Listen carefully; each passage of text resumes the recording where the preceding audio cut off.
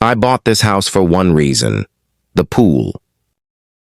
It was old, neglected, full of leaves, the concrete cracked. But I saw potential. One thing I refused to compromise on: no HOA. I had my real estate agent triple check. Clean deed, no association, no rules. After moving in, I poured about $15K into the backyard. New concrete, LED lights, outdoor kitchen, grill, mini fridge. My personal little retreat. My contractor once mentioned the previous owner had issues with people trying to use the pool. I laughed it off back then. Little did I know, that tiny comment was about to turn into a full-blown war. It was a scorching July Saturday. Friends over, music playing, just good vibes. Then I noticed her, a woman in her 50s. Arms crossed, glaring from the other side of the fence. After 15 minutes of silent staring, she shouted, "The community? Pool isn't supposed to be used until after 4 p.m. on weekends." I was like, "What community pool?" I told her calmly, "Ma'am, this is my backyard. I own this." She laughed.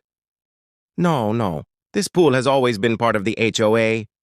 Then came Greg, the HOA president, waving an old fax machine map from the 90s, claiming my yard was community space. I showed them my deed, survey, and zoning records, all official. When they still refused to back down, she called the police. Officer Rodriguez showed up, checked my documents, and turned to them. "According to county records, this pool is private property. You have no claim." Karen's face? Priceless. But as she stormed off, she hissed, "This isn't over!" That night, I checked the HOA website, and there it was. Photos of my pool listed as a community amenity.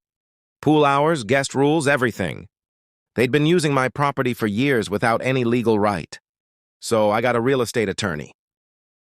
We sent a cease and desist, demanded they take down the photos, and stop distributing keys.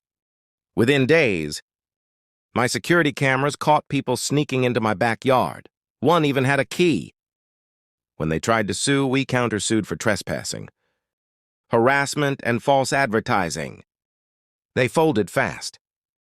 The HOA paid me $7,500 in damages, $3,200 in legal fees, and issued a public apology. Karen got kicked off the board. A few months later, they even tried to buy my property to reclaim the pool. I said no chance. Now I host pool parties with the good neighbors. And when the others peek through the fence, I just raise my glass and smile.